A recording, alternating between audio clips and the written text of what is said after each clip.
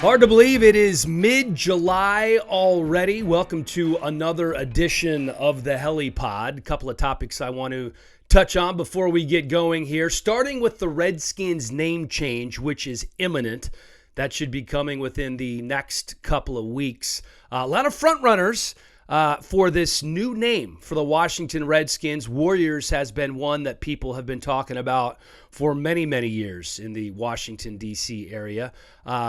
I'm kind of a proponent of keeping it simple. I like Washington FC, as in Washington Football Club, very European, kind of soccer-ish.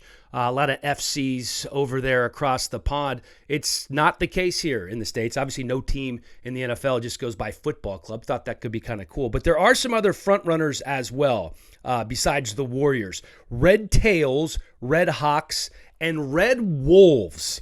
Will Compton, former Redskin and Tennessee Titan, posted a picture of an awesome-looking Red Wolves uniform on Twitter. I don't know exactly where it came from, but Red Wolves receiving a lot of support from some of the players. Quarterback Dwayne Haskins and defensive lineman Jonathan Allen have endorsed it. Allen said, you could call the defense the Wolf Pack. You could call the stadium the Den. Dan Snyder says he wants to come up with a new name and make that public before the regular season starts. Well, the clock is ticking on that. You know, a month ago, July 28th was going to be the reporting date for most of the teams around the NFL for training camp. The NFLPA and the league still hammering out a bunch of details, including testing protocols. Are the 90-man rosters going to be reduced this year for training camp? The two sides meeting again today. It's Monday, and they're going to hopefully come to an agreement or a conclusion on this. The players' union doesn't want any preseason games. The league has already reduced the preseason from 4 to 2. And they're going to have to figure out a way to share the lost revenue, of which there's going to be a bunch of that for the National Football League this year. It's going to be interesting to see if they can come to an agreement before the end of the week. Again, the NFLPA and the league meeting on Monday. We'll keep you updated on that, an ever-evolving issue. On the college football front, the Ivy League not going to have any fall sports. The Big Ten and the Pac-12 announced conference-only schedules. The rest of the Power Five expecting a decision on their schedules by the end of the month. Now, no conference for Notre Dame means big problems. They've already lost 3 big matchups. They're going to play Wisconsin, USC, and Stanford. Those are all out. Speaking of Notre Dame, that brings me to today's guest, Brady Quinn. Sat down with Brady about 3 weeks ago in Fort Lauderdale, Florida. Obviously, everything's evolving with COVID-19, so some of the issues we talked about have changed slightly since then. I chose not to take that portion of the interview out because Brady made so many great points. As always, we are presented by Viore, but we have a new sponsor, and I would like to introduce you to Greens Plus. Back in 1989, Greens Plus created the first blended green superfood powder and was the first company to infuse green superfoods into a bar. I love this stuff. I've been using Greens Plus for more than a year now. Their products are the best tasting and most effective way to improve your immunity, detox your body, boost energy, and get the nutritional insurance that your body needs. Organic and gluten-free, Greens Plus premium green superfoods are what you have been missing. You can get them at Whole Foods or on Amazon, or you can just go to greensplus.com and get 20% off on us using the promo code GP20. I like the Wild Berry Superfood Powder and the Chocolate Greens Plus protein bars. I tell you, you're going to like it. Try it out. Greens Plus, our new sponsor. Welcome on board to the HelliePod. Let's get right to it now. Presented by Viore. Here's Brady Quinn. Here at the Dalmar Hotel in Fort Lauderdale, the rooftop bar, the Sparrow, Brady Quinn, which you have frequented quite often, is opening up in just a matter of days. And very happy to have you as our first Florida episode. I'm glad to be here. Yeah, I'm glad to be here. I wish we could be doing this at the Sparrow, at least have a few drinks. Not yet. It's actually a fun place, good rooftop bar. You can order your drinks just basically blue, red, yellow. Like that's how they'll have you order the drinks. It's actually pretty neat. Even for the dummies like me, they just keep it simple. Yeah, they keep it simple. It's actually brilliant, right? Because they're assuming you've already had maybe a few drinks before you get there. Yeah. And once you have a few too many drinks while you're there, you just pick a color. And at that point, it'll But be ride with the same color all night, because if you're switching up colors, as we know, that could be trouble. You're in trouble. Yeah. Exactly. I would imagine blue, you'll feel blue the next day if you have too much blue. So. Well played. Well played. What kind of trouble have you been getting into during the quarantine? How's this like with 3 girls under 5? Under 4. Under 4. Yeah, so Tegan, our middle child, she's about to turn 2 in a month. Sloan, our eldest, is going to turn 4 in the beginning of August. So we've been having a lot of fun because, much like everyone else, the girls were home from school. My wife, who's superwoman, really took probably more of the brunt of that, because at that point in time, I was still able to do radio from home. I was still able to do a lot of the digital work I do for CBS from home. And then we bought a house that we're remodeling. So I was, in and out, overseeing a lot of that. And she was really the one that kind of had to take on the role of mommy, teacher, trying to figure out activities for them to do, which is pretty tough, right? You can only go out and do so many things or do so many things inside. She definitely is superwoman. So we have 2 in middle school. Okay.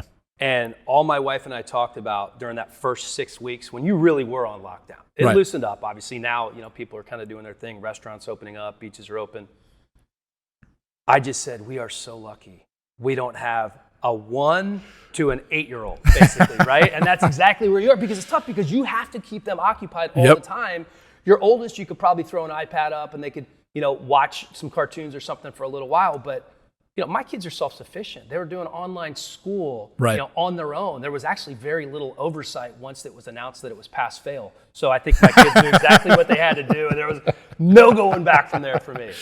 That I think it was the biggest issue was at this age to me, with one almost being 4 and the other one about to be 2. And she's not in school yet. She'll be in pre-K 2 this year. Was, they need the socialization. Our middle child, Tegan, is very different from Sloan, where she is rough. She plays rough. She'll fight. We need to teach her more of those, lessons of sharing and how to interact with other kids and all that.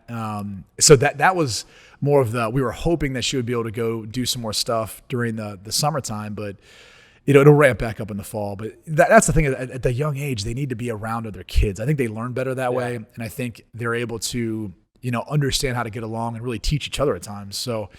Unfortunately, we tried to, when it was safe, to have play dates when we could and interact the best we could. But like everyone else, I'm sure it was difficult, like it was for us. Trials and tribulations. College football are we going to see a full slate of college football games? It's different all over the country. In California, where I am, they announced a month ago that the public university system would not be back on campus in the fall. You can't field a football team if there aren't students on campus. Meanwhile, in the SEC and Big 10, Big 12, there's already guys working out on campus. So what do you think? Yeah, I think we're going to have college football. I think it's going to look different depending on where that school is at, and I mean, will there be fans or will there not be fans? Right? You look at, for example, the universities you mentioned in the Pac-12. They might be in more densely populated areas that might have been impacted more by COVID. Right. And so if that's the case, you want to err on the side of caution. And I think the biggest thing you run into is if it's not safe for students to be on campus, why is it safe for student athletes? Exactly. My argument's this. I think most people are probably cognizant of where these student athletes come from. And I would even have said this, being from where I was from, and I came from a great household, but If I was in a pandemic, I can promise you the medical care and the attention that I would get at Notre Dame when I was, playing football there would have been better than I would have gotten being back at home with my parents. And honestly, I probably would have been putting my parents at risk to some degree, given their age then or even now, being at home with them and knowing that it was going to be hard to keep me in the house or keep me from going. Of course, going to play, doing something. You're going to train, right. You're going to work out, you're going to subject yourself to the potential of bringing COVID back. So I would actually argue that there is no better place for a lot of these young men, a lot of these student athletes who, might be coming from a bad environment or might come from an area that was even hit maybe worse. And now you've got athletic trainers taking their temperature and providing the best medical care, a nutritionist who's helping them through it, a sports psychologist to maybe help them with the anxiety portion of it. There's a lot of kids who are scared and don't know what to think of a pandemic, right, or of a virus. So I would make the argument that they're better off being with their football team and players than being at home. So I think if you take that approach, and obviously you can't use that for every single student at every university, but if you take that approach, especially for a college football team, for example, I do believe they'll be there. I just don't know if there'll be fans in the stands.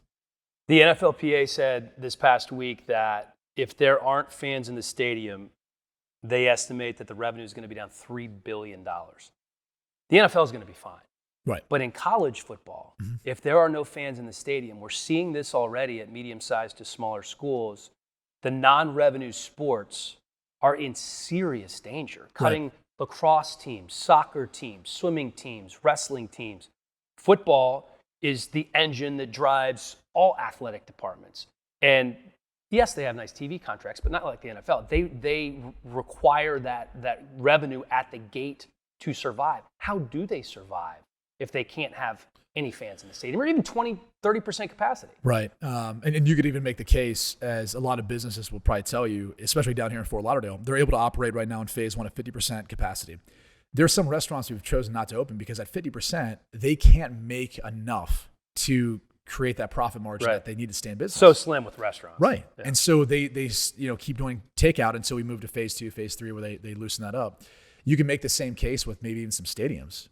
Like, for example, you threw out the $3 billion, revenue that's going to be lost. That's revenue. I don't know what the cost is.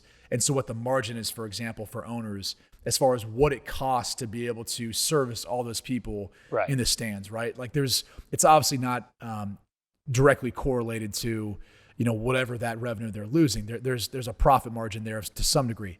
Now, it's a lot of money. I don't know if it's, $1 billion, $500 million, $300 million, whatever it is. It's a lot of money. It'd be great if the owners let us open up their books so we can see that, right? Good luck with that, my friend. They're not going to let us do that. That ain't happening. So to answer that question is how do universities be able to survive? Well, they've got some pretty big fat endowments. And I think that's where they're going to have to make some really tough decisions, work with some of their biggest donors and figure out how to allocate some of those funds to cover some of the losses that they're going to, incur over the course of the next year. I mean, I think we all look at it and say, once we have a vaccination, we should be able to get back to normal, right? I would caution people in that train of thought only because we have a flu vaccination.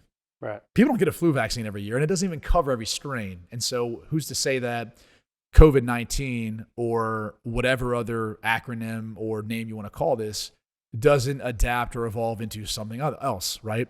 Where it comes around again. So even with a vaccine, I think this is going to be something we're venturing into. It's more of a new normal. We're going to have to learn how to deal with it and live with it. And we're going to have to understand how to, change the way we go about, hosting large events. Right. Well, you've already seen and I'm basing a lot of this on the SEC since I went to Tennessee, and obviously you read more about that conference. Good old Rocky Top. There you go, baby. Yeah.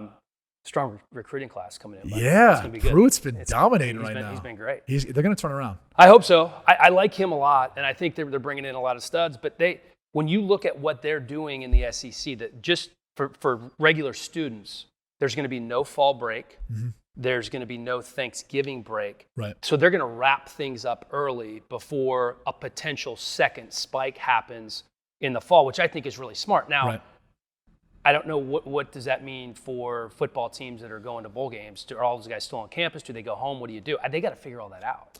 They do, and I'm a part of the Orange Bowl committee down here in South Florida, and I did have a conversation actually this past week doing some community service for the group, and the insight that I received, because obviously you have to be talking with the governor of Florida, Ron DeSantis, because there's a lot of planning that goes into a Super Bowl in Tampa, a national championship in Miami, an Orange Bowl as well, which is separate, obviously, from the college football playoff as well as the national championship. So they'll host that event as well. They've got to be selling advertising. They've got to be able to sell tickets ahead of time and all that. So the word I'm getting is that they are fully planning on having these events with full stadiums. That is the inclination that I've gotten from the conversations we've had so far. So what does that mean? Is there anticipation of a vaccine being out in time, which would make them feel safer? I don't know. It could be that. It could be the fact that the Hard Rock Stadium there in Miami is going for one of the best certifications that you can get in regards to having the cleanest facility possible to host a sporting event at. I know Stephen Ross and Tom Garfinkel and everyone else has worked really hard on. I forget the exact name of the accreditation they're getting, but it's like the GMARC or something like that.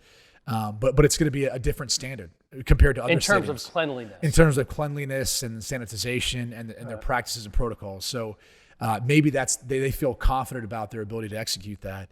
And I guess we'll find out throughout the course of the season with the Dolphins. But as of right now, that's what the word I'm getting. And so if all those events are being hosted down here and that's what their preparation is, I'm sure. And by the way, I'm sure that's partially because it's easier to plan for an event with a full stadium. Of course. And then cut it back. And you kind of have to do that, right? You can't, you can't plan on 20% and then all of a sudden you're like, oh shit, we got 70% capacity. The only difficulty comes though is when you're planning for that and you're trying to sell advertising for that and there's no buyers, right? If you read the Wall Street Journal today, one of the biggest advertising companies says, look, TV ads are going to be down 13% this year. That's a lot of money. Right? The upfronts aren't happening this year. How are TV networks going to be reassuring these advertising agencies, whether it's the NFL or college football or anyone else, that they're going to be able to, sell ads for people? Now, you can make the case that there should be more people at home watching their ads, so it makes sense. But even for a lot of the suites, the local advertising and so forth, that's where it becomes an issue. Yeah, there's going to be a lot of makeup ads, if that comes into play. People ask me all the time, how many fans are going to be in the stadium? Do you think there are going to be fans in the stadium? College football, much bigger question mark for me. The NFL, I look at and I say, they're playing the full regular season. Right. They may condense the preseason, as they've already talked about, which I don't think is a terrible idea. Selfishly, I'd love to see him play 4 preseason games because I do all the Titans games, but I understand if you're only going to play 2. But in terms of the fans being in the stadium in September when the NFL regular season kicks off, I'm of the opinion that all the suites will be full. Right. They're going to put that is the safest way to go. And then there'll be a 20-30% capacity initially. And then I think by the end of the regular season, to your point about all these bowls planning on having everybody there, I think you will see stadiums that are almost near full capacity. I'm with you. I do think we'll get to that point. And plus, we have to understand, we could find out a lot more in the next month or so. Maybe not. Maybe at this point, every time I look at what the WHO is saying or the CDC, it's like, Now it seems like we know even less about it than we did before. Well, First it was respiratory, now it's circulatory. Like what kind of virus are we talking about here? You're off social media, so you did not see this video, but it was a really funny video this lady put up where she was talking about no masks, and it was just back and forth. And it was, do you remember when this initially started? Masks aren't going to help you. It was the Surgeon General that was saying this. And then within a week, we were all wearing masks. Who knows? Well, and then you hear 6 feet, and we're doing our radio show on Sirius, and we have one of the medical experts tell us that actually it's 3, but we say 6 because, we don't want, people to get too close and come into that. Is that right? That's what I was told. And this was on live radio. So I don't think he would go out and make that claim. His name escapes me at the moment, but that's funny. Well, I don't know how many people are doing the full 6 feet thing. That's another thing. Talking with my producer Fernando, who's helping us out today on the way down here, is they're talking about training camp, which, as you know, is going to have close to he's going to have well over the 53-man roster. 90 players are going to be there, and they want to put the lockers 6 feet apart. That, by the way, that is impossible to do in almost every NFL facility or stadium. So they're going to be lockers potentially that are 6 feet apart. And then you're going to go out there and you're going to be like tackling dudes and, sumo wrestling, and you're going to be on the, I don't understand. What's the point? I don't know either. I think it's to reassure the players, reassure the people who are in positions of power that if we're going to come back and try to do this, we're going to try to do it at least as safely as we possibly can. Obviously, John Harbaugh's been very outspoken about it being impossible with the way you have to communicate and the things that they're asking, them to do. Right. And it's why, when you talk about the 90-man number, there's speculation that maybe they cut it down to 75. Because to your point, these facilities aren't built for 90 people. They're built for a 53 plus, the practice squad player, locker rooms. And so when you go in there for training camp, most locker rooms are stressed in the NFL. College locker rooms are obviously built for that because they're built for 85 scholarship players. Right. So they're accustomed to that. That's not the case in the NFL. So that's where it becomes hard to figure out where you're putting everyone. And then does it even make sense to, in a year where you've got no OTAs, no minicamp, are those 15 guys really making the roster? Probably not. And so I would say that that's my concern is for those 15 guys who this may very, very well be their last football. Whether they're a guy still trying to hang on or a guy who just got signed as a college free agent, they might be done because they're not going to bring them to camp. They don't want to waste those reps because they're still trying to catch up with the guys that they feel like could make the roster.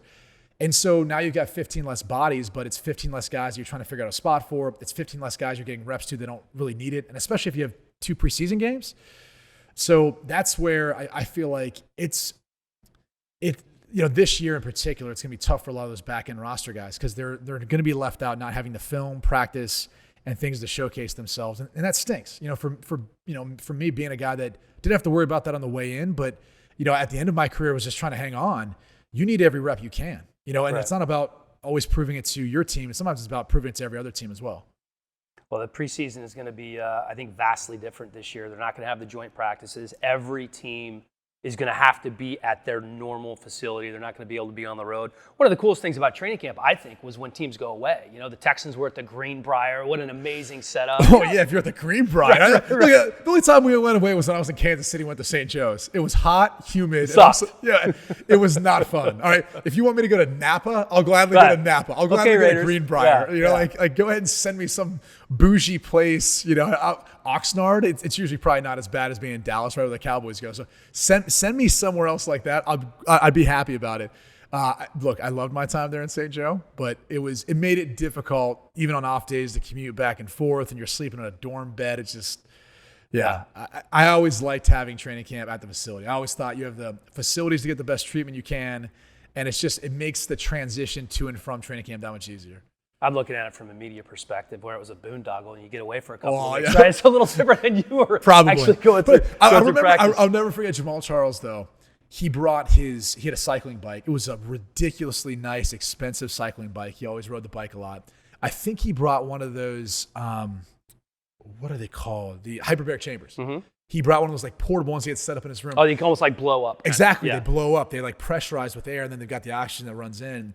I remember walking by and he was putting that in his room. He had all this stuff, and I'm thinking, how long is it going to? He's literally moving in and out of an apartment, basically. It would have taken a moving team to get him in and out with all the stuff that he brought, and it was for 3 weeks. But it ended up working out. He obviously got through training camp just fine. Yeah, no, he was fine. I want to get in. I want to get into your career because one of the things I like to focus on is the rookie year of guys. But another thing that I think is really interesting with you is the recruiting process. And I will just admit I am stealing this bit right from Ryan Russillo because it's so good. He's talked to a couple of guys about, recruiting stories. And you coming out of Dublin, Ohio, one of the top quarterbacks in the country. Dublin Kaufman was your high school, That's right? Yeah. Played in the U.S. Army All-American Bowl. What was that process like for you, and what did it come down to before you ended up at Notre Dame? What would have been 2001 was a how do I put this? It was a turning point in my life. That's the only way I can describe it because my sophomore year I was a part of the varsity baseball team. We won states, and at that point in time I played up as a younger player on the varsity team, so I thought baseball was probably going to be the ticket. Then you fast forward to that fall. We ended up going to the state semis in football. And so up to that point, I'd split time the year before, but had a foot injury, ended up missing the second half of the season. So I was more thinking, all right, baseball is kind of more where this is going. That fall, we ended up going to the state semis. That's the farthest our school had ever gone in Division I in Ohio. Have a great year. And we had a new coach come in. So there's a lot of questions, a lot of things all right, how's this going to work out? New coach, new system. And so from that point moving forward, I was all right, maybe it's football, baseball, maybe it's just football, we don't know. But that was where, fast forwarding to that next spring, I started to get a ton of attention. Still was playing baseball. This is spring of your junior year? Junior year, so this is in 2002. Okay. And offers start coming in, Iowa and some MAC schools. Like I think Miami, Ohio was one of the first ones, but Iowa was one of my first offers. And then they started to build up, BC and some of these other schools. And so in the summertime, back then, it was entirely different than what it is now. Now you go to an Under Armour camp, you go to a Rivals or a Nike camp, and everyone's evaluating you. Back then, Nike was just getting started up. Under Armour didn't even have these camps. I couldn't tell you if Rivals did back then or not. So what you do is you'd go school to school. Everyone wanted to see you in person. The school camps. Exactly. Okay. You go to the school camps, even just for a day. And so it's so funny how this whole thing comes full circle. Ted Ginn Sr. was a coach up in Cleveland Glenville at the time. And he would take a bus full of players and he'd take them all around the Midwest, the South, basically around the country where he could, and try to get some of these young men exposure in their camps. And so my mom and I, along with another running back when I'm going to Minnesota, Justin Valentine, and his mom, we basically all followed. We had like this whole little carpool all down through the South where, we were going to whether it was like Louisville or Kentucky or South Carolina. I'd been to Florida. I'd been to Tennessee. Like we were all kind of going to these same spots, same locations. So like Dante Whitner and I were the same class. So we kind of became a little bit, closer, friendly through that experience. And I'll never forget after going to the Michigan camp and once they offered, back then it was like you got emails and then you could get like the paper offers. Probably 20 offers flew in. Once Michigan offered, like the rest, everything else happened. And it was like 40 some offers. There's only a few schools that at that point hadn't, recruited me or hadn't offered me that I was looking at. And so I wanted to make my decision before my senior year and just have it wrapped up because I felt like at this point I had enough options that I could select the school that fit me. So Notre Dame, which was a school that I rooted for growing up, and I had talked to previously when Bob Davie was there. But then they went through this lull where there was the George O'Leary, and then he had lied on his resume, and he gets fired, and then they hire Ty Willingham. Well, I hadn't heard much from Ty Willingham's staff, and I was kind of going through it with my parents. My dad at the time loved Michigan. My mom at the time was like, all right, maybe stay home, go to Ohio State, maybe not. She was kind of torn too. Tennessee was in the mix. Philip Fulmer was there at the time. Loved everything about, where their program was. Peyton had just left there. T. Martin just won a national championship. That was the peak. Yeah. That was the peak. That was when that was where I was looking. I was like, man, this is like they're set up to win and win right now. So there's a number of schools in the mix. Well, I had a wide receiver who I was best friends with. He moved to my hometown in 7th grade, Chinadu and Dukeway. They moved up from Tennessee, actually. And him and his dad came to us because we had been to some of these camps together, and I would have loved to continue playing with him. But at this point, it looked like I was probably going to go to Michigan, and he had just committed to Notre Dame. And so he said, look, you've got to go and visit Notre Dame and meet Ty Willingham. And I was like, we've already got, this whole schedule. I'm going out to Colorado for this and, visiting Coach Barnett and their staff. Like my dad had some roots, so we had some family there. So that maybe made some sense. So long story short, we're like, we'll try to go for an academic visit because that's all it's all we can fit in the summertime. I mean, it's expensive, and it's not like my family was going to be able to afford all these different trips and hotels and travel.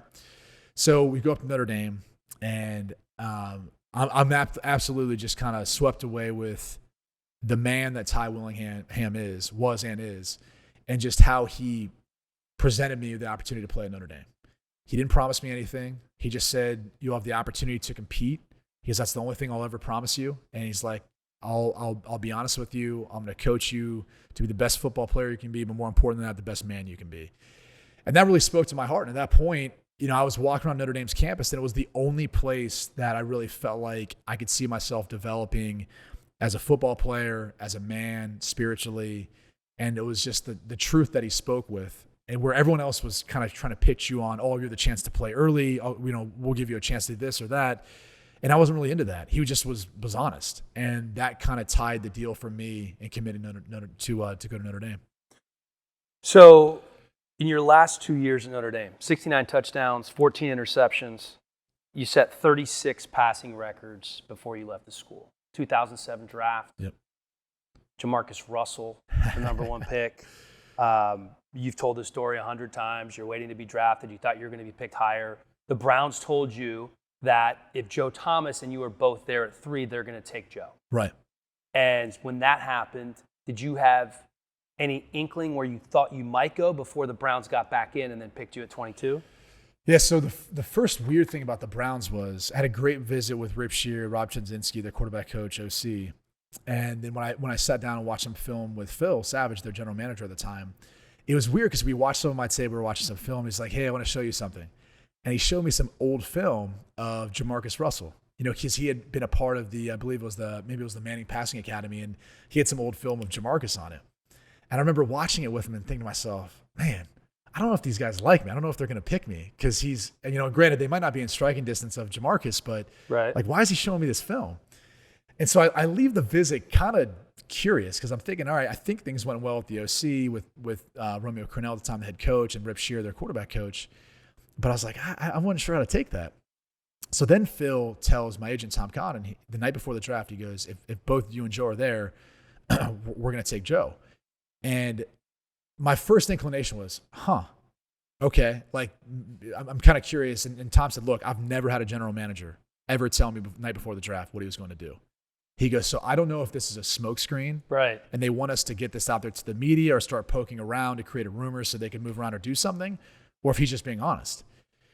And so at that point, I get a call from Charlie Weiss. He goes, hey, I just got a package from the Miami Dolphins. I said, oh, really? He goes, yeah. He goes, it sounds like if you're there at 9, they're going to take you based on what I just received. I said, okay, awesome.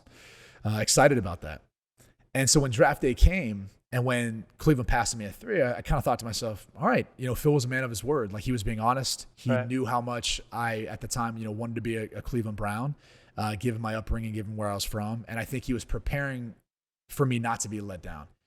And so from that moment, I was just like kind of taken back by just the fact that he was willing to, I don't want to say put his career on the line, but he was willing to do something that no other general manager that I know of has ever done. Risking getting that news out there in public, and it was real. Right. And it was real. And he was being, and so I was shocked. So immediately when they took Joe, I was shocked for that reason. Like, Phil was the type of man to go and do that and be honest, because he knew how much it meant to me. Right. So then at that point, I'd visited with John Gruden was at the Bucs. They're at 4. I'd visited with them. Thought there might be an outside chance, but I thought they might go defensive, which they did with Gaines Adams. Washington, who I'd visited with as well, I think they were at 6. Had went and visited them. I didn't think that was a likelihood. They had Jason Campbell, they had Mark Brunell, but didn't necessarily know what they were thinking. Minnesota was at 7. Minnesota had spent some time with Brad Childers at the time and those guys.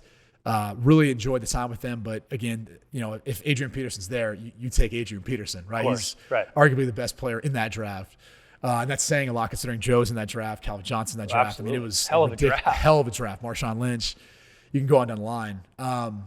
And so then at 9, I was like, all right, if I get to 9, I mean, that's the last team I met with. The last team had come to see me and visit with me. So at that point, it's got to be the Dolphins, right? So then you circle all the way back to high school, where there's this kid who's in this van with Ted Ginn Sr., his son, right? Ted Ginn Jr. And I remember talking with Dante just about how special Ted was. And this is back in the high school days, really before, he had got going quite as much. But he was elite track, could have been in the Olympics, and his recruiting prowess was building.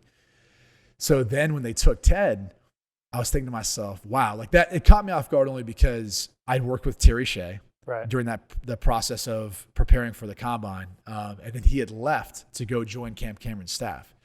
So I was like, man, this guy has seen me put in the work. We've met X's and O's. He knows everything I bring to the table.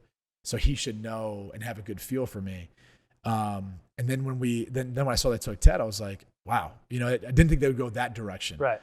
So at that point, then I'm thinking to myself, all right, I've got to go pee because I've been sitting in here for so long and I haven't had a chance to go to the bathroom. With all cameras focused on I got to go to the stall at some point because the picks back then were 15 or 20 minutes. Right.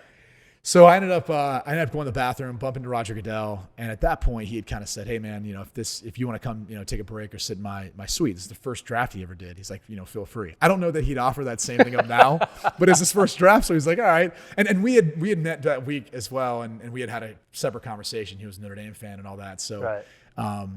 We had built a decent rapport up to that point. So it was nice of him to offer. I didn't accept at the time, but later would, as I think my family got more tired of being on camera and signing up for this, which that's the only thing I think I regret is I knew what I signed up for. I had no problem being there, sitting and waiting because it's, again, is that really that big of a problem? Like you're talking about first world problems. First world right? problems. Yeah. First round problems, right? First round problems. You're waiting to be drafted the first round. I'm like, come on, dude. Like this, it's my dream. Like it's the craziest reality show you ever get to, witness. So I more felt bad for them. I think they got tired of being on camera, and that was the only thing where I was like, all right, let's get them into Roger Goodell's suite.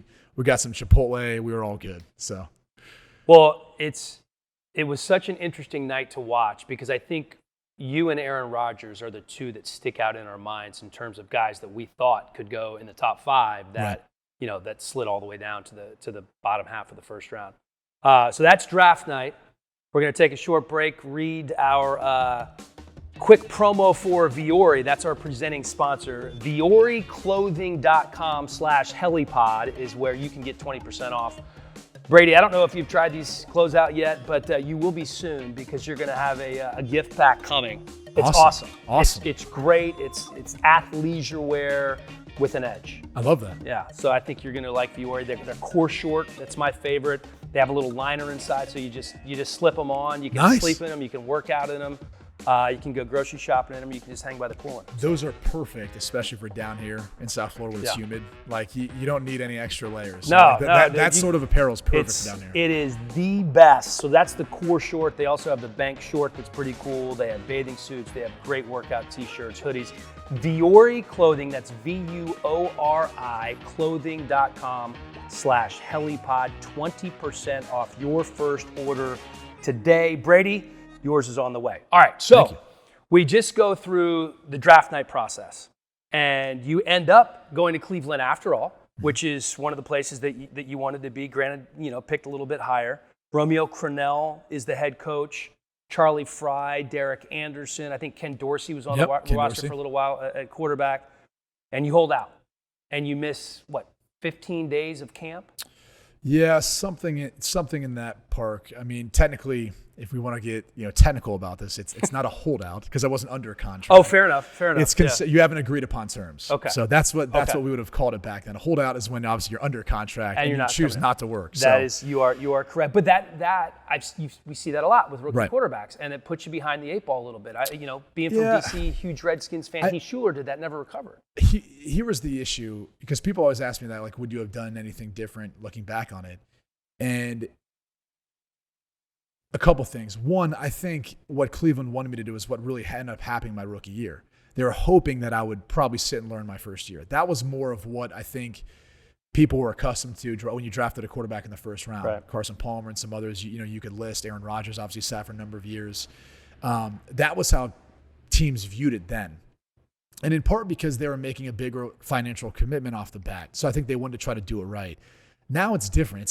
It's become a big financial commitment, but really they want to get you to play as soon as possible to then see if they want to invest into you for the long term moving forward with that next huge contract. When you have Sam Bradford making $50 million guaranteed and he hasn't played a single snap, you've already invested. So you want to try to do it right. Now he's a little different case. He played pretty quickly early on, but again, you want to be cautious with how you go about doing that. For me, it was twofold. One, getting the inclination that they were going to have me sit anyway my rookie year. That was part of it. But I think it was just the general consensus that, Tom Condon is one of the best and most respected. My dad wasn't an agent, wasn't an attorney. He didn't have any experience in complex negotiations, nor did my mom. I come from a blue-collar family. So when you hire a guy that you're paying 3%, you really do rely on his expertise. 100%. And Tom would tell you, I was chomping at the bit to go out there and to go, compete and practice and play. And I'd been at OTA as a mini camp, so I had all the material that we were installing back in training camp. It wasn't like I was missing anything. And I would have told the Browns this at the time, but there was no chance I was going to miss a preseason game. There was no chance. And so obviously I came in, I think the week before the preseason game, which my punishment from Coach Crennel was he wasn't going to let me play in that first one. Right? Yeah, even though I made it back in time, he wasn't going to let that happen. So there was a little bit of rely on the expertise of your agent to say, okay, this is where we feel like your contract should be, or we feel like we've negotiated to a point where unless you really want to let this thing draw out, this is as good as we're going to be able to do. So I think that played a role. And I honestly think when you take 2 first-round picks, especially the way things were negotiated back then, where there's so much more you could negotiate, they prioritized Joe over me. Which made sense. Again, if the philosophy was to have me potentially go and sit the first year anyway, and you need that blindside left tackle who's going to play every snap from the day he was drafted onward, you're going to prioritize that deal over probably mine. So I think all those things kind of equated to us not being able to, come to an agreement sooner. And I think looking back on it, like, do I wish it would have worked out differently? Could I have gotten in sooner? Sure. And, maybe I could have been a part of that rookie year, starting and playing more than just a series week 17. But you can always look back and say, what if? I think the biggest thing was, and my agent had echoed this to me, is you don't want to look back and go, man, I'm in a crappy deal. So now you do come in, you do play early, and now you are actually holding out because you're upset with the deal that you signed in the first place. Right. So you actually played pretty well in the preseason in the 3 games you played. I think you threw for 300 yards, you had 3 touchdown passes and 1 pick. And Romeo did tip pick versus Chicago. That's amazing that you remember that. Right you always trust me. You always remember the. I can vividly go back, tell you some of the ones from college because I hear 14. I'm like, gosh, I think 5 of those were tipped that year. I mean, there was only like 2 that year that legitimately my senior year I think were just poor decision, bad throw, or someone make a good play. So that's so amazing. And by the way, that's not unique to you. That is every quarterback, every player can remember that. It's like the one that broke your heart. You always remember that. That's what interceptions are. It's like if you dated around a lot, you might have got your heart broken a few times. It's like if you threw the football enough, you're going to throw some interceptions, and those break your heart. Jameis Winston dated a lot of people last football season. That is one way of putting it. So Romeo doesn't name a starter right away. So after that final preseason game, you're like, oh, okay, here we go. I might get a shot here. Right. I at that point I knew I wasn't gonna get a shot. Okay. And I was naive to this. I didn't have a family member who had played and was in the NFL, so I wasn't sure how things were gonna work out. What was crazy to me was the next 2 weeks. So we start versus your division rival against Pittsburgh. And after, really knowing that Charlie was going to be the guy going into the season, Charlie Fry. Yeah. Knowing he was going to be the guy, at least from what I witnessed when I got to camp and just everything. He gets benched at halftime. DA goes in. He doesn't really do much better in the second half. And after that game, Charlie gets traded to Seattle. Like, we had spent so much time. One half of one game, and he's traded. And I'm like, holy cow. Like, that is the business of the NFL. I was flabbergasted just thinking and selfishly thinking, well, I wish I would have gotten those reps back in minicamp and OTAs and then even looking back at training camp. Like, all right, it would have been maybe it worked out a little different. And then my next thought was, because we had released Ken Dorsey, because we only kept 3 on the active roster. Mm-hmm. I was like, I hope we get Ken Dorsey back. Ken Dorsey was, and now he's coaching, he was one of the greatest assets that I had throughout the course of my career. I wish I would have been able to play in a room with Ken throughout the extent because he provided such a wealth of knowledge. He knew Chud back from their days in Miami together. So he understood what he wanted. He understood. He even was sitting there teaching me like, hey, when you draw your routes, if he asked you to go up on the board and draw this, he goes, what type of release should the wide receiver have on this particular play? Inside release. He's like, draw it. So he would even take me through like how Chud wanted those things drawn up on the board so it was perfect. And so if I needed to go up in front of the team or the offense to teach it, it was going to be exactly how he was going to draw it. And Ken was the one to invest in me and to spend that time and really taught me a lot of that. I never had anyone like that after those first 2 years. Because Ken came back again with us the next year. It was me, Ken, and obviously DA. And then when DA and I went on IR that second year and Ken started the last 5 or 6 games, that was it. And when Eric came in, Eric Mangini and George Kakinas, they blew up the roster. They blew up everything. And it was tough because going into that second year, that was the best I ever felt about an offense. Having a full offseason, a full year to digest. Chud, Rip Shear, those guys were such good coaches, but then also Ken there to reinforce a lot of what they were teaching. And I think that was the toughest part was like feeling like every year after that, I was just always starting over. Do you feel like there are teams, because I see this and I hear constantly how important it is to have a guy like Ken Dorsey in the quarterback room. Yeah. But there's teams that invest in young quarterbacks and top 10 picks, and you look at the backup and you wonder, is that the best guy to have there? I mean, I don't know if they're looking at it from a competitive standpoint, but to me, the mental aspect is as important as the physical at the quarterback position. It's a delicate thing. I can take you to 2010 when I got traded to Denver. Kyle Orton's already there. Yeah, and remember that 2009 Denver team started off 6-0. That was Josh McDaniels' first year there. They're as hot of a team as you would come by. We played them there in Denver in week 2. Got our butts kicked. I mean, that defense, their offense, they were rolling at that time. Now, they fizzled out. They went 2-8 the next 10 games. But, that 8-8 first year, that's not bad. And, sure. I think, they felt like they had some momentum. I get traded there. They draft Tim Tebow in the first round. That quarterback room was interesting because you had so many different personalities. There were, different political beliefs and religious beliefs and just who the people are as people, how they operated, how they ticked. And you got the sense after 2010 that you had to do something different in 2011. So Adam Gase became our quarterback's coach, and we brought in a guy named Adam Weber. So the exact opposite of having an older veteran. They brought in on practice squad Adam Weber, who had played a lot of football in Minnesota, was very successful during his time there, but he was one of the funniest people I've ever met. Literally could walk into any room and lighten the mood no matter what. And he changed the dynamic of the room. Like as best as I could, kind of relating with Tim in some ways or Kyle in other ways, even as a backup being a part of it, like I couldn't create the environment that I think Adam Gase was looking for, Mike McCoy was looking for. Mm-hmm.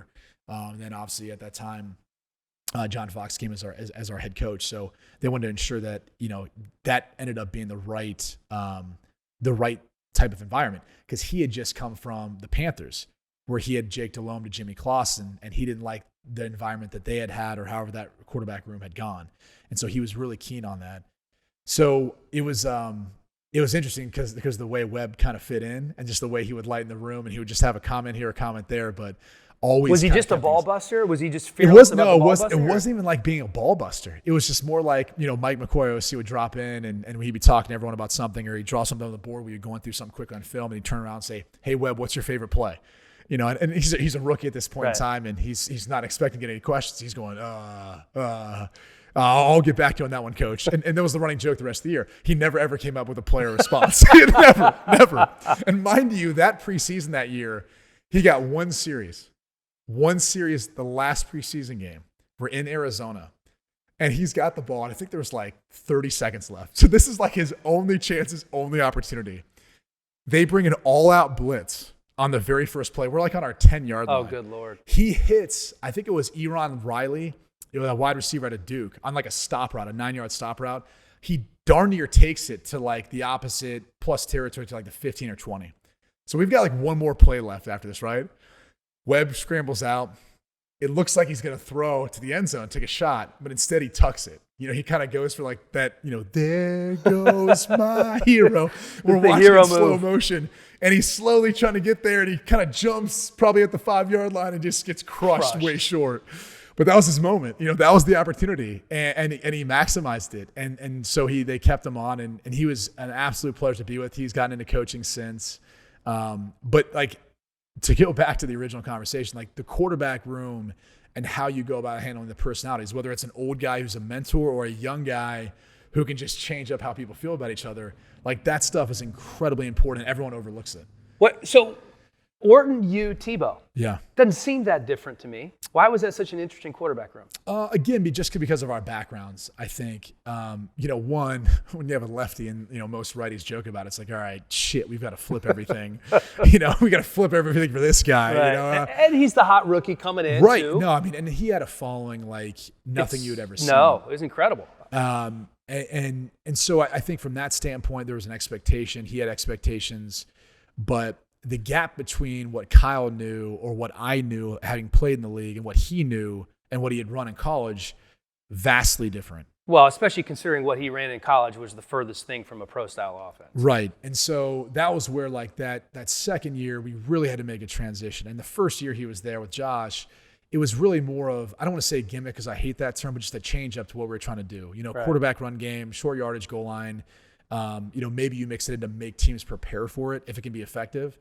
And then the next year when Tim got in, like we had to change the entire offense completely. I mean, the reads, everything, simplified, running game, like it all got changed. So It was different from that standpoint because you just had two different types of athletes and two different guys as far as how they operated. And Right. I was kind of somewhere in the middle where I could do a little bit of what Tim did and I could throw, similar to Kyle, but like kind of was somewhere in the middle of all that.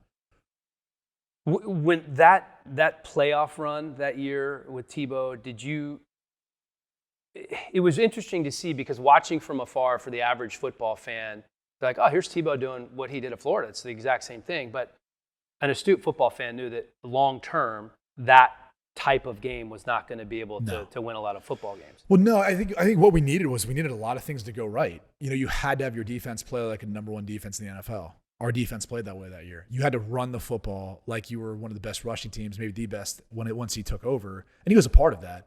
But Willis McGahee like flew under the radar. Incredible. He was phenomenal that year.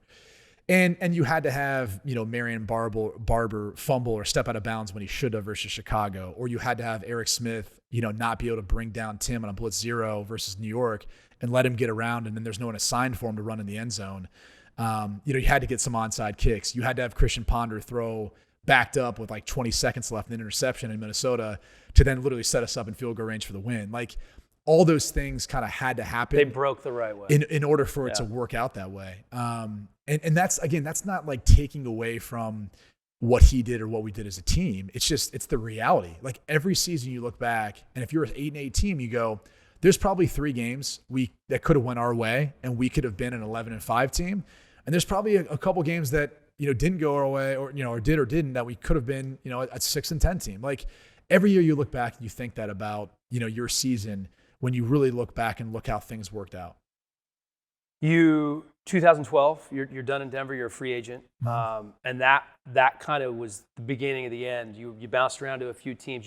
Although you did get some good run in Kansas City, but I remember when we did a game this past season, you were never right. You were playing through so much pain, you couldn't even get out of bed. I had a Liz Frank injury my third season. That was what ended my season there in 2009 with Eric Mangini. We had won a couple games. We had actually won, I think, right before overtime in Kansas City. And I had the injury on a quarterback scramble to kind of get us in a big game and allow Jerome Harrison to have like a record. He had a touchdown at the end of that game, but to seal it. But that was it for that season. Should have gotten surgery, didn't.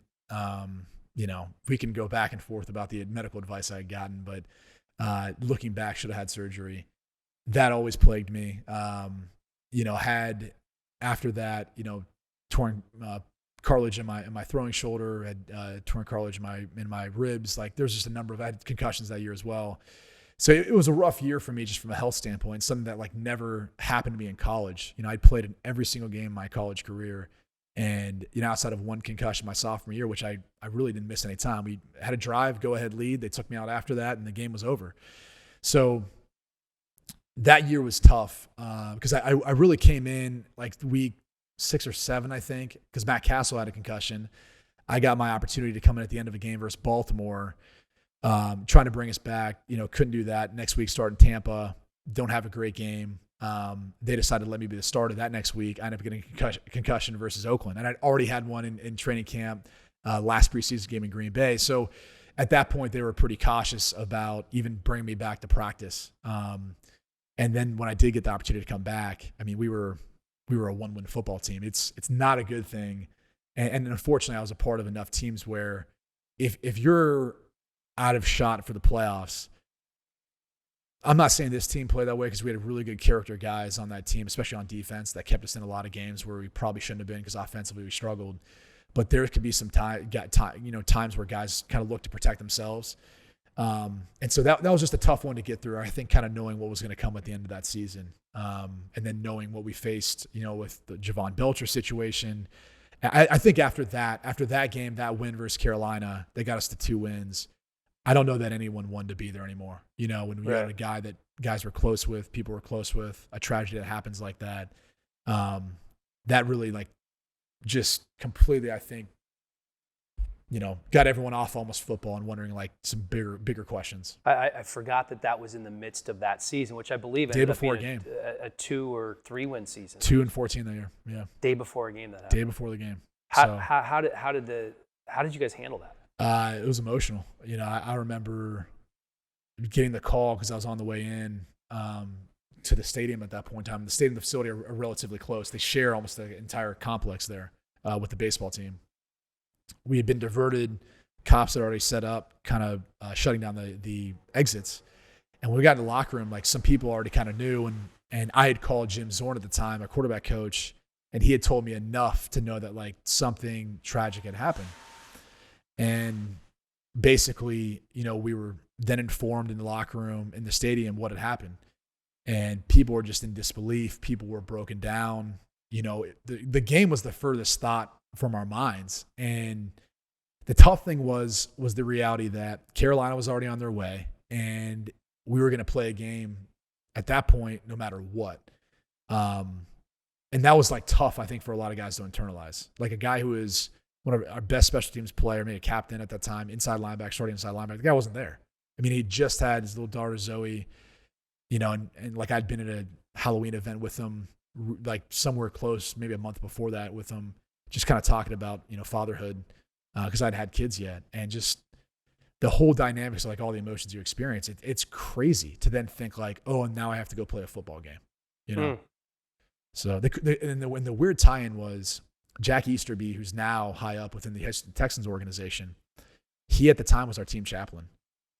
He was a godsend for us, like figuratively and literally, as far as just how he could help kind of handle those who had questions and those who were just not sure how to feel, what to think at that point in time. The way he helped us and our team in some very dark circumstances. And he ended up going to New England after that and then helped them deal with Aaron Hernandez and that whole scenario. And obviously then found his way to Houston. But he was a big piece of helping us all kind of through that time. I can't even imagine having to play in a football game after something that emotional, losing a teammate like that. So you go, after that, you go Seahawks, Jets, Rams. Yeah, 2013 Dolphins. was a tough year. I signed with Seattle in the offseason. I had no idea what to expect. All I knew was, and the workout and everything else, I'd worked out with Tyler Thigpen and Seneca Wallace, who had played in Seattle previously, Matt Leinart, who was Pete Carroll's former quarterback. And so I remember getting there, not knowing that any of that they were going to be there, and thinking to myself, this isn't good. Like this may be one of the first times I have to work out for a team. I'm not going to be able to win a competition. And we ended up all throwing, and they ended up signing me. And now I'm wondering, like, this Pete Carroll guy, I absolutely hate his guts. So I get to the first team meeting, and I'm sitting there just taking in this atmosphere, which is the most unique I'd ever been around, ever a part of. He's such an interesting. Everybody's just kind of doing their own thing. I used to hear about Marshawn. Marshawn would just get up and walk out of meetings when Pete was there sometimes. I didn't experience that with him, but just the shooting hoops, the watching other sports, the different skits and things that he would do. Right. You always had to be on your toes. But the one thing he always preached, and I loved this, was you were always competing. You were always competing every day, anything you did. A lot of coaches say that, but don't really mean it. He meant this. He keeps score. Yeah. And he makes sure you know, and he makes sure everyone understands throughout the periods in practice, every day, whatever it was, like the whole thing. And he wants you to talk trash. He wants you to challenge each other. He wants that. He wants to feel that energy. It was coming off of that 2012 season, as disappointing as it was, and just my feelings towards football, I was in a weird place. And he really helped me love football again for it being a game. Like kind of rejuvenated. He did. He helped rejuvenate me. And look, he cut me. It didn't even work out. But him and John Schneider and the environment they created. And I remember being with that team and looking. And like I'm running with the twos at times, at threes. It was me and T-Jack, God rest his soul, who were there at the time competing for the backup spot. I'm with threes and I'm going, these guys can play for Cleveland, the team I was just on, or Denver. Like these guys can make, the guys who are on this roster can make any other roster. I mean, seriously, like they had such a stacked, deep roster where you felt like, it wasn't like, oh, I'm going against the twos and threes. It was like, no, I've got to be prepared no matter what my assignment was, whether I'm going against the ones, twos, or threes, because of how stacked that roster was. And so I remember saying to people then, I was like, this team's going to have a shot at winning a Super Bowl. I've never been on a team that was that close to being as successful. I kind of knew from the Denver team going to the playoffs what that was like. But being on that team, you were like, okay, this is what it's like. And the way the organization did things, top notch with everything. And then they cut me. and so then that was the first time in my life I was really cut. And I wasn't sure how to take it. I got a call from John Izek. He was like, hey, you want to come out and sign with the Jets? It's probably going to only be for short term, but I was like, I don't know how to take this. Let me sleep on it. Next day I wake up and I'm like, I'd rather have a job than not have a job, and go see Marty Morningwig. Had a lot of respect for him, what he did and his reputation. So I went to the Jets and, moved across the country there from Seattle to New York. I'm there for half the season. I think I got cut. I got cut the weekend after my birthday. So I forget what birthday that would have been. What was that, 2013? So at that point, 29. So they had released me the next day. And I kind of knew it was coming because they had David Garrard coming back, and he had been there originally, and he was rehabbing the knee. And so they felt like he was going to be better to mentor Geno Smith moving forward. So I get released, and as soon as I am leaving the building, the St. Louis Rams called. Sam Bradford tears his ACL. Can you make it up here? It's like a 5:00 flight. I'm like, no chance. I was sitting in the quarterback room, taking a bunch of notes, breaking down film for the next week with Matt Sims. And I remember kind of saying goodbye to him, saying goodbye to some other people. And I was like, there's no way with traffic I'll be able to make it. So I flew in the next day, ended up signing with the Rams. And then 2 weeks into it, herniated 2 discs in my back. And then I need back surgery. So it was one of the most trying, crazy years of my life. But, it kind of taught me a lot about myself and just, kind of about life in general. You can't always control some of the things that happen to you, some of the circumstances. You just got to kind of keep a positive attitude through it all. When you look back, is there one do-over in your career? Is there something you can pinpoint that if I would have done this, this would have been different, or if this would have happened, this would have been different? So I don't like looking back and regretting necessarily. However, if there was one point I always say what if, it's between 2011 and 2012. I had the opportunity to sign back to Denver. And at that point in time, Adam Gase had told me, like, hey, we're going to get Peyton. We know we're going to get him. He hasn't made the decision yet. He wants to, wait, but we know we're going to get Peyton. And I think they'd already talked to him about me being the backup and all that kind of thing. And so I actually... Did you know him at all? Did you have a relationship with Peyton before? The only relationship I had with Peyton was I had called him about his agent, Tom Condon. And so I'd spoken with him back when I was in college about that and asked him for some advice. And that was primarily it. That was the only time I'd really spoken with him. And so that was it. But I obviously was thinking to myself, I would love the opportunity to sit behind Peyton and learn. But I also would love the opportunity to play. And sure. I wanted the opportunity to play more than I did the opportunity to sit and learn. However, had I been there, even if it was just for a year, who knows how the perception of me, what I would have learned, how I could have applied it, being with 3 teams in 6 years, versus I think I was looking at signing a 2-year deal, and I actually left money on the table, signing with Kansas City on a 1-year deal. But I would have been with potentially, if I would have played out both contracts, 2 teams for 7 years or 3 teams for 6 years. Like it sounds a bit different. And so that is the one thing I always go, what if? What if I would have been there for that? What if I would have, been a backup for it, played well in the preseason? Maybe I would have, if I was more patient, would have had a better opportunity on the backside of that. And wouldn't have been basically going in halfway through a season that was, we were 1-5, 1-16 by the time I got a shot at Kansas City to try to go in there and be the starter and compete and see what happens. Driving down here again with our travel producer, Fernando, he said, what's the most important thing for an NFL quarterback? And he started reeling off all these traits. And I said, well, take accuracy, in my opinion. Take accuracy, make it number 1. Right. But then what would be number 2? Would it be processing quickly? Would it be mobility? Would it be arm strength? Would it be, supporting cast? Like, what is the number 2 most important? The supporting, I would put supporting cast before number 1. Okay. Look, if you're on a great football team, you might have to do that much. You're managing more. It's not messing it up. It's steering the boat, right? Let's throw supporting cast out. Okay. That was bad. But just in terms of physical, mental traits, you're building a perfect quarterback. Accuracy number 1, correct? Yeah, I would put accuracy number 1. I mean, you got to be able to hit where you're throwing at. Right. So that, and then I think the next thing, which encompasses probably processing, is decision making. I think if you're an overall good decision maker, and you have accuracy, you can figure out ways to move the football, move the chains, make enough big plays and all that as a quarterback.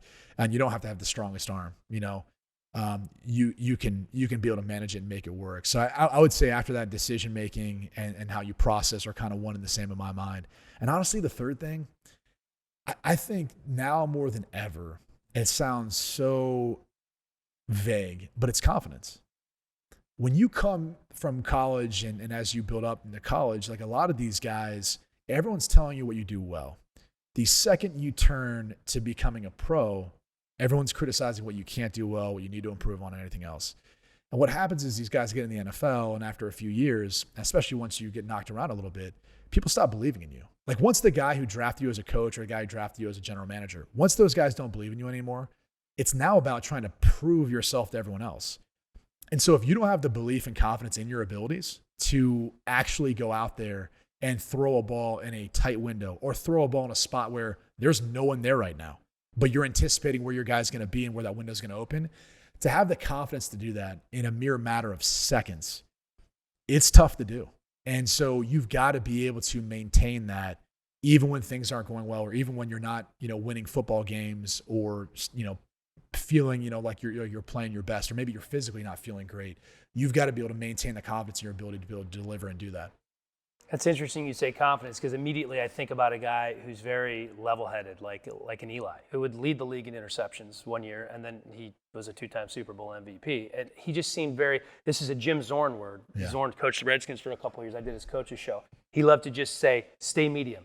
Right. Just keep everything medium, right? Don't get too high, too low. Like a great golfer, you got to forget that missed putt. I would think as a quarterback, it's incredibly difficult because you guys are all alphas, right? And you're so used to and so to fake the confidence is a tough thing to do. Not that you need to fake it, but like when you lose it, it's hard to get it back. No, and you can see it. I mean, you can see it in the body language of quarterbacks, especially when you start to get to know the guy. When he walks out, if he's not feeling it or he doesn't have it. It's kind of like pitchers. And I can relate to this from playing baseball. There's times you walk out and you're warming up on the mound and you go, I don't have my best stuff today. Or maybe I can't hit the spots I want to. Right. It's the same thing as a quarterback sometimes. Sometimes you're off as far as your ability to be as accurate as you can be, or there's something that's physically bothering you. It might be an injury that's nagging you, and that prevents you to be off. And that's what the NFL is about. The NFL is about being as consistently good as possible. Like whatever you are at your best, trying to be that or as close to that as much as you possibly can. And so you kind of have to be medium through that, because there's going to be days where you're not going to have your best stuff, and you still got to be able to manage yourself and your expectations and your ability to deliver through that. Well, I hate to use another golf analogy, but it's always said to me, it's not how good the good shots are, it's how good the bad shots are. And that's kind of the same thing for a quarterback, right? You're going to make mistakes, right? But just don't have the mistakes hit them like right between the numbers. Right. And that was one thing that, like I always say, there's good and bad picks, right? There's some that you're going to say, okay, that's just a bad throw. And it could have been altered by, got moved off the spot, the ball, you could have been impacted by a guy hitting you, something like that. That kind of stuff happens sometimes. There's going to be tip balls. There's going to be times when a guy runs the wrong route or is at the wrong depth and it ends up being an interception. Those are not bad picks. Those are picks. You don't call them good picks, but they're picks when you go back and watch them on film. They're justifiable. Right. Then there are those picks, and for whatever reason, like I always feel like there's certain quarterbacks who make those, where they throw a ball and you just go, what in the hell were you thinking? Right. Or like, what happened here? And it's either a breakdown in pressure and panic, or it's, sometimes you have to make some throws where you're blind. You're anticipating a spot, you think you know where it is, and there happens to be a guy standing right there waiting for that drop that you couldn't see. That stuff happens sometimes too, but you're accountable for that. And so there's definitely a way I always felt like when I was watching quarterbacks play, you'd watch guys and you'd say, all right, he's a good quarterback, but is he a bad pick thrower or a good pick thrower? Like when you're going back and watching it, can you see why he threw that ball and why it ended up being a pick? Or is it just, he's the type of guy that he's a gunslinger and he takes chances and there's not really any rhyme or reason? That was something that I always appreciated, like studying various quarterbacks and looking at the way they took calculated risks. Who was the best quarterback coach you ever had? Man, it's tough to answer that because I loved my time with Rip Shear and I love my time with Jim Zorn, and they're different. Those two would have been there. And then I'd say Peter Voss, who was my quarterback coach at Notre Dame. The other guy I really loved too was Frank Signetti, but I didn't get to play for him with the Rams. Right. And then I had David Lee for a little bit. So it's tough because David Lee I was only with for half a season, but I worked with every once in a while in the off season. I love D-Lee. He's an absolute guru because he was in the AAF, Yeah. I think working with the Memphis team, which was my first interaction with him. And I said, this guy knows quarterbacks. He knows quarterbacks. He was one of the best things I ever did in my career was working with him in the offseason. So David Lee would definitely be up there, but he was my quarterback coach for 8 weeks. Right. You know? Right. So that was tough. And he was really more trying to focus on preparing Gino, who was a rookie and all that. But I would definitely include him in the conversation. Same thing with Signetti. Love talking to Sig and just talking ball on West Coast with him. But I got a full year with Jim Zorn. Jim Zorn was a big reason why I signed with Kansas City. Yeah. I think during that process of visiting there, if I was in that facility for 4 hours, I was with him for 2. You know, it was that sort of in-depth conversation. And so he was definitely, and then obviously Rip Scheer, who I think I texted him maybe 2 days ago. You know, he was awesome as a quarterback coach and as a man, and just I think handled the roller coaster that kind of was Cleveland for the 2 years that we're there together. Zorn is funny. So I'm sure you know the Redskins story about how they hired him as the offensive coordinator before they had hired a head coach.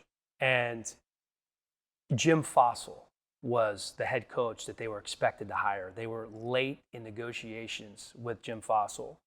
And the public reaction once that got out in the Washington Post and all the other news outlets in D.C. was terrible. They did not want a Giants cast-off to come down and coach the Redskins. So the Redskins did an about-face, broke off negotiations with Fossil.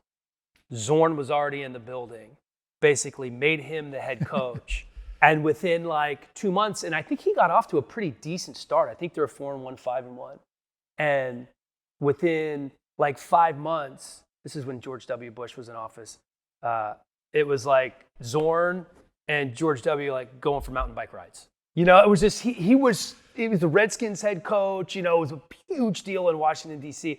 And then things kind of unwound pretty quickly. Yeah. But I always enjoyed him as a human being. I just thought he was a delightful guy. He really is, and he's so thoughtful. I learned a lot from him. You know, between him and D-Lee and Rip, like I just had an assortment of quarterback drills where I don't coach quarterbacks to this day. But if I did, I'd be relying heavily on what those 3 taught me and what we did during the period of time. He was so interesting how he'd be able to watch you in a game and he'd be able to then come up with a drill that mimicked it. You know, and he'd just look for little things here or there, or the way he would thoroughly teach you a concept. And so it doesn't matter if you ran that same play 8 times. He would say, look, there's always going to be a right answer to it. You know, even if it's the same play over and over and over again. And so I thoroughly enjoyed my year with him. And again, we were the worst team I was ever a part of. I was a part of that. And even through all of the tragedy and everything else we faced with Javon Belcher, like there's still those silver linings where like my time with Jim Zorn, that's something like I'll never forget.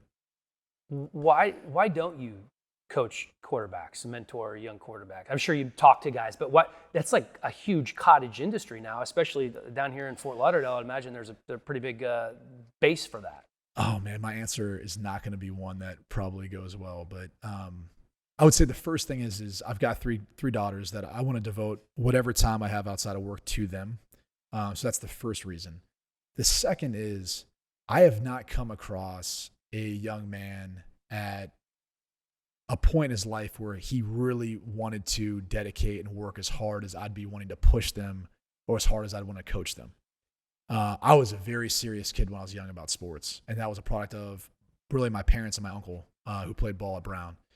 And like I remember constantly wanting more, constantly wanting to do more, constantly wanting to play more and get out there and work with a coach even at a young age.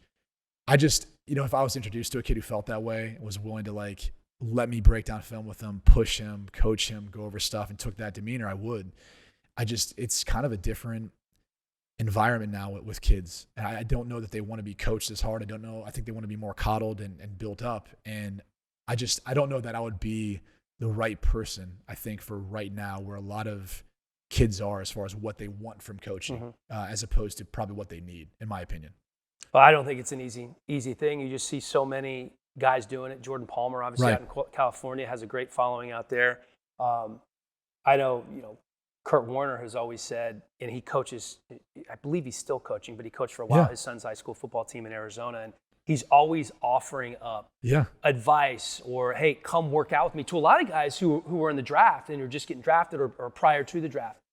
And he said, it's mind-boggling how few of them actually take me up on my offer. Yeah. And here's a Hall of Fame quarterback offering his expertise and advice. I've said this before because I remember when he publicly stated that and said that. I think it's in part fear. They're a little like, I don't know him. I don't know if I want to Sure. work with the guy I haven't. What I'm doing now is working well for me. So why would I want to go to a guy that maybe want to change everything up? So it's out of fear in that regard. But I think the other thing is, again, like, he's old school. Like, he might say a lot of things. He'll coach you. Yeah, that you don't want to hear. Like coaching for everyone, like, nowadays is like being built up and like, oh, let's stay positive. It's like, no, dude. Like, you need to hear what you need to do in order to change. There was just an article in the Wall Street Journal, by the way, about this, about how, basically people are better off being motivated through like criticism as far as performance goes, as opposed to, just picking someone who's going to tell them the positive things or, try to highlight what they're doing well. And there's studies on all this sort of thing. And I sat there and I said to myself, like, I remember when Charlie Weiss first got to Notre Dame. One of the biggest reasons for, I think, my jump outside of the offense and what he was as a play caller and all the help, I had out around me as teammates is the fact that he pushed me. I mean, he was an absolute jerk at times. And there's probably some times where I wanted to hate him, but it motivated me so much where I couldn't sleep at night because I wanted to make sure whatever he was barking at me about the day before, I was going to get right the next day. And I think there's people who are driven in that way that, need that coaching, but there's a lot of times they're too scared or they don't want to have to ask for it or they don't want to have to experience it. I think we find that in the real world as well. I mean, in our business now, TV and media, there are so many bosses who are afraid to criticize. Right. How many shows or games? Oh, it was a good game. And I'm thinking in my head, no, it wasn't. No, Man, it I wasn't. sucked. That second chat, man. And then, or if it's a game, this call in the third quarter, why didn't I say this? So you're always your own worst critic, but I really appreciate those producers who will break it down for you afterwards and said, I wish you would have said that, or you could have said this, or you missed this opportunity, because that's what makes us better. 100%. I think you win or you learn, right? Those are the two ways I think you look at it. And unfortunately for me, I lost a lot, so I've learned a lot, in my life, my professional career playing football. And so I've got a lot of things that I'm fueled by my failure in order to do broadcasting, in order to do whatever it is next. So, I think that's the other thing too, is people get concerned because they don't have success, that they don't have a wealth of knowledge. No, you do. You've just figured out how not to do it right. Now you got to figure out how to do it right. But I'm with you on that. Like, and that's one of the things I love most about Brad Zager is him and I think he'd admit this. Like, we have some real conversations, and I tell him, I'm like, do not ever compliment me. Like, that's not how I'm motivated. That's not how I'm geared. If I sucked, tell me I'm sucked and tell me why. Tell me what I need to do better. Like, you're a busy guy. I know you're incredibly busy with everything you have going on. So when we talk, I know it's scarce that you have this much time to talk about something. So just give me what I need to get better. And that's all I ever ask him, Judy Boyd, Jacob Ullman. These are your bosses at Fox. These are all my bosses at Fox. Same thing. I talked to Kieran Porley at CBS. What do I need to do better? Like, don't sugarcoat me. Don't give me any of that stuff. Like, I want to feel, it's funny, at the end of my career, when you're practicing every day, like, this may be my last, I might get cut. If that's a bad throw, like, am I getting cut? I've seen guys who walked into a team, they warmed up, they got cut. They didn't look like what they were described as. I love feeling that pressure. And so maybe I try to put it on myself, but I miss it. Like, I miss that feeling of like, man, I got to get better. Otherwise, like, I'm going to lose my job. Well, that's what, to me, the rush of being in a live television environment, whether it's in studio or at a game, there's a rush there. And do you still feel that? I mean, different than being on the field and playing, but to me, there's still a rush there. Well, that's why the open's the worst part of any broadcast. and any broadcaster would tell you that, because you make so much about like a 2-minute part that almost no one's going to listen to or no one's going to see. But it's the first words out of your mouth, right? And it's your first. And you're on camera. You're on camera, and you're being asked to basically sell this game as why they should watch. And there's times when you're calling a game that may be more difficult than that. You and I were fortunate where we called a game early in the season. There was a lot to sell. Kyler Murray, the Detroit Lions, what they were going to be. They were really good early on last season until Stafford really got hurt, but. Those moments are the ones where you feel a little bit of it. Like, you're getting the countdown in your ear, that light's about to go red, and you're saying to yourself, I've rehearsed it, but I want to do it better than how I rehearsed it. 100%. And then you start playing mind games. So that's where it's always funny. Like, and you just can't let however the open goes dictate your flow for the rest of the game. Right. Because sometimes you can be a funk through like the first quarter, and if the game gets off to a weird start, now you're trying to play catch up with yourself, where everyone out there viewing has no idea. They've moved on. They've moved on, or they didn't even see it in the first place. Well, to me, I get more juice from a live game than I do from a studio show. Just do. I've done studio for 20 years, transitioning to games. I enjoy them both tremendously. Right. The juices are flowing more. Maybe it's because the crowd's there. Right. For you, what's the biggest difference from doing studio, big noon kickoff, a great first year, you guys will be in there for a second year with Urban and Matt Leinart and Rob Stone and Reggie Bush, or doing a game? Doing a game, obviously, there's more of that rush, and it's in part because of the preparation. It's partially about the process. You are digging a mile down, maybe an inch wide, right? Because you're so focused on the two teams you've got and their stories and the players and everything else. And it's you. It's you and your partner. It's you and me, buddy, like we were out there in Arizona for the extent of the game. So that, to me, is the better rush. I actually find it, though, to be more difficult in managing a studio because you have such a smaller window to say something of significance. And you also don't know, hopefully things don't go as scripted. Hopefully people have some real or natural reactions where you're sitting there listening to people talk and you're reacting naturally like you would in a normal conversation. And so I always feel like it's harder to then say something when you have 15 or 10 seconds that people at home are going to go, I never thought of that, or I didn't see it that way, or I just learned something. I think that's way harder than having a drive where I can talk about a concept that you're seeing again and again, or pick back up later in a game and then tell us straight and show you with something. Like that, to me, is way easier than what you're tasked with in a studio, in my opinion. Well, you get so many more bites at the apple in Right. a game, and you're doing an hour-long show. The show I did for many years at NFL Network, Total Access, hour-long show. And there are so many times that there's something that I want to say to just kind of button things up, or make my own point on top of an analyst point, and I have the producer screaming in my ear. And I know it's a good point, but I also know if I say it, I'm totally going to screw him because we're up against a break. Or he's going to have to drop something else, or that time is going to come out of somebody else's time later in the show. A poor reporter that's been sitting around all day. Or your D blocks condensed. And that could be, like for us, it's hard because like this is what I've had to learn about Big Noon Kickoff is our biggest audience is the D block. It's not the A block. And usually when you get closer to kickoff. Right. And usually you're accustomed to your biggest audience in a show or your best material being in the A block. And then you kind of build out things after that. Maybe I'm wrong in that assumption, but that's been my experience. No, absolutely. And so it's interesting how if you take too long with those A's and B's, especially on a live show, especially on site where you can have technical malfunctions and all these other things go wrong, you then have to figure out how to make up for it in the last segment that could be really up against a kickoff of why everyone's tuning in the first place to watch. And that to me is where the difficulty comes for you, me, anyone who's a part of the studio. It's funny. I had Nate Burleson on a couple of weeks ago, and I asked him what the best broadcasting advice he received from, or what he received. And he said it was from Strahan. He said Nate had just started NFL Network, and as you know, a lot of those guys stay at the Intercontinental there, which is very close to the Fox lot. And he said Strahan was on the elevator going to a workout. And Nate just like, hey, what's up, man? And he's like, you got any advice for me? And Nate was just starting out.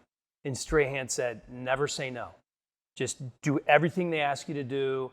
Don't turn down a job. And Strahan clearly has never seen a job he doesn't like, which is one of the reasons he's just crushing it right now. Uber successful. Yeah, doesn't turn down anything. So Nate really listened to that. And, now he's doing Good Morning Football. Now he's doing the CBS Sunday Morning Show. He's doing extra. And I thought about you because after we did that game in Arizona, I'm driving my kids to school the next morning.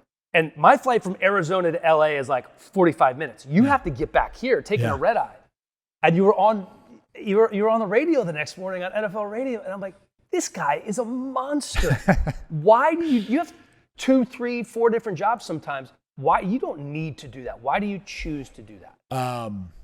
I think one, I choose to do that because like you had said earlier, like we're our own toughest critic. And so I always look for ways that I can improve myself, whether that's through radio, which eventually leads to, studio or what I'm doing digitally or what I'm doing on TV.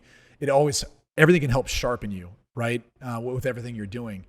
I kind of look at it how Michael Strahan does. Like if someone presents me an opportunity, I'm going to take it. I'm going to run with it for as long as I can and try to be as successful as I can with it. And then I think the other thing is loyalty. Like, for example, I work with Bruce Murray. We've worked together now for 4 or 5 years. Like now it's like I look forward to those conversations with Bruce. I look forward to my conversations with Jonas Knox every Sunday night for our Fox Sports radio show. or working with Pete Prisco or Chris Hassel at CBS, or seeing Urban and Matt and Reggie and Rob, like you look forward to it after a while. Like they're like your family, they're your team. And so then it becomes this thing where like, all right, now I don't like, and the TV industry, everything changes so much. And so then it becomes like, well, I don't want to have to change, like I love working with all these people. Right. And so I think that's part of it. Like I'm wired that way anyways. I like staying busy. I think they all kind of work in sync with one another too, preparing me for each thing, right? If I'm talking NFL all week and I'm breaking down the film for radio, I've already got some of that film broken down for studio at CBS or doing a game with you. So it all makes sense in my mind.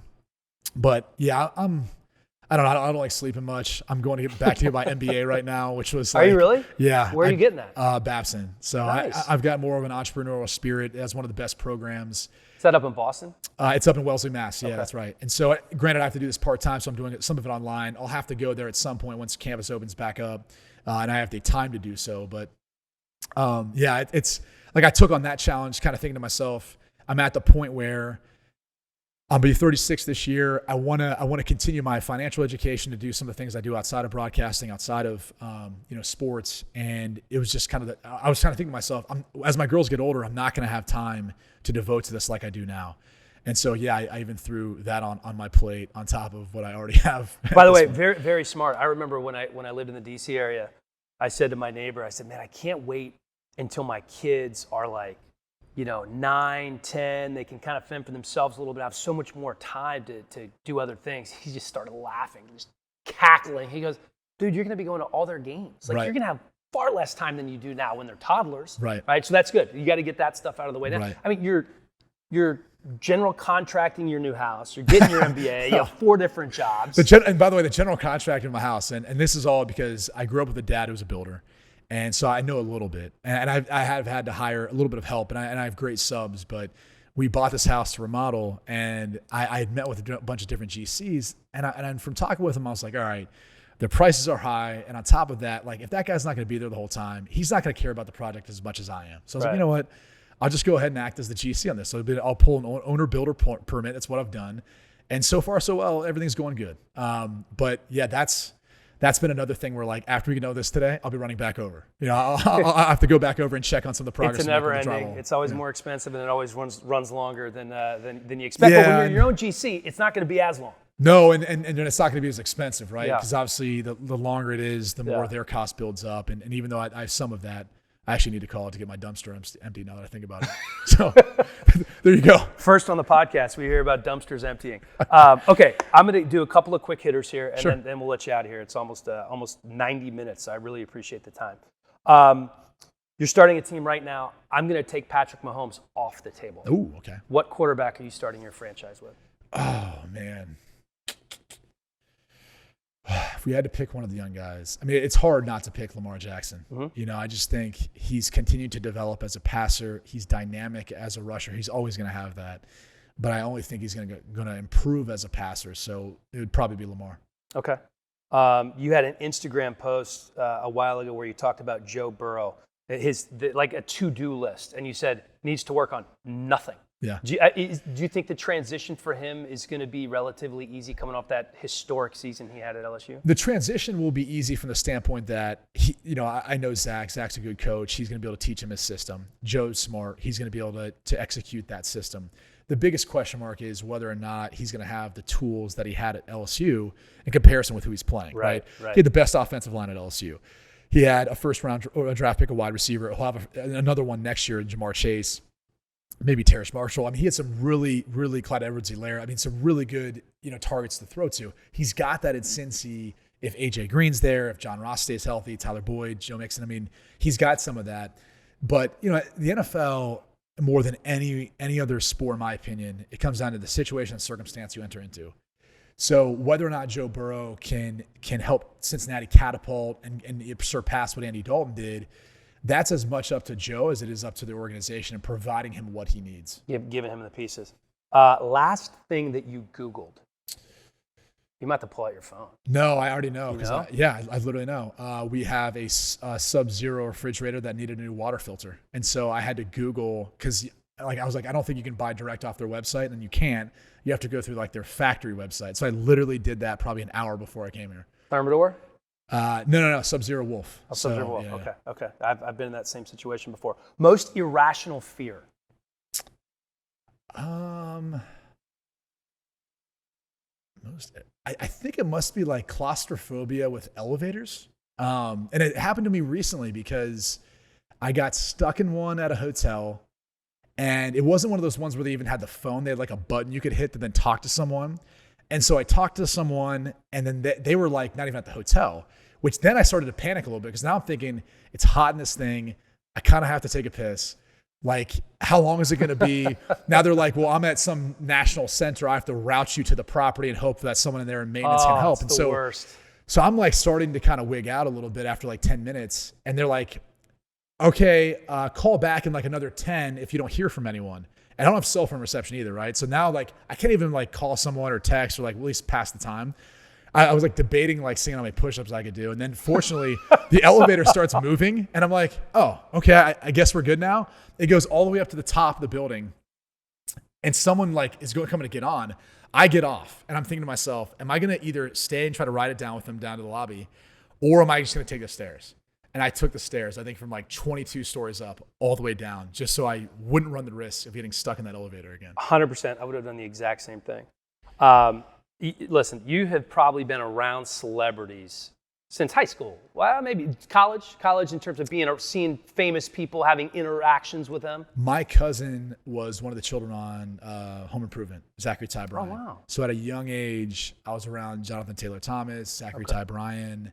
I forget Mark was the character. I forget the third brother's name, but yeah, I was around those guys at a young age, and so it was fun to see like the stardom and what that looked like back then. By the way, but yeah, it was. And then I'd spent a night with Vince Vaughn a lot when he came to Notre Dame one time. That was interesting. I wasn't of age to take him to a bar. I didn't have a fake ID. He probably didn't need you to get him into the bar because you just no, tag it wasn't along? That. But I didn't have my ID.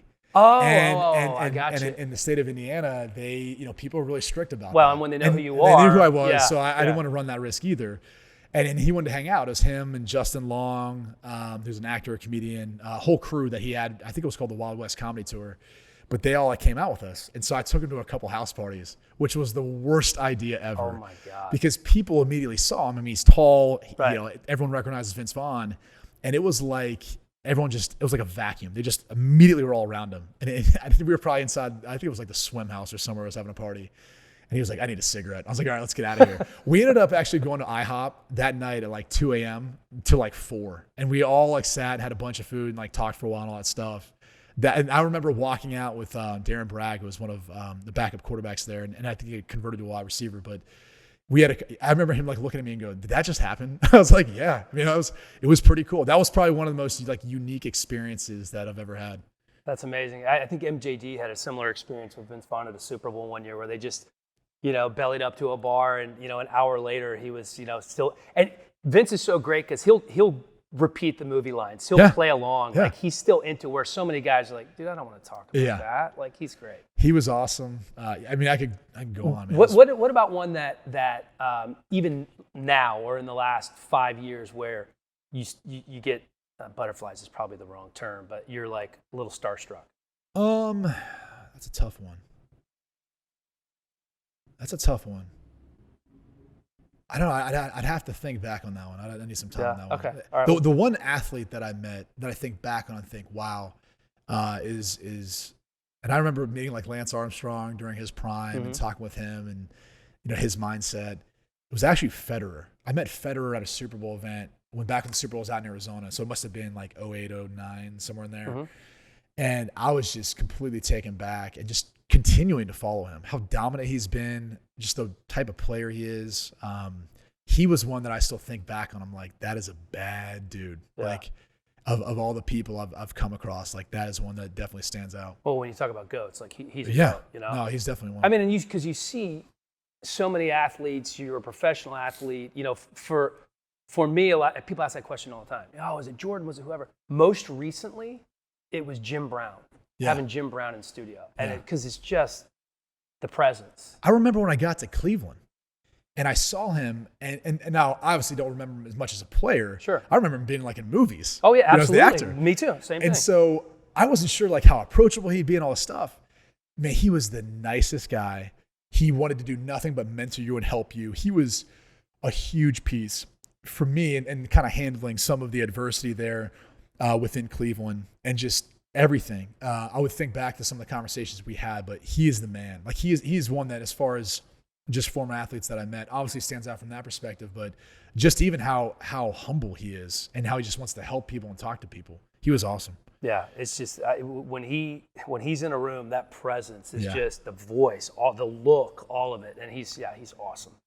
All right, Brady. I mean, we did go almost 90 minutes on the button, bro. I really appreciate the time. I know you got to check on a dumpster and make sure the house is going. I've got to call my my dumpster guy. So that and the portal, and I ordered the workers some pizzas. So hopefully those got dropped off while I've been here. All right. Well, you got to run. Thanks, brother. No, thanks for having me.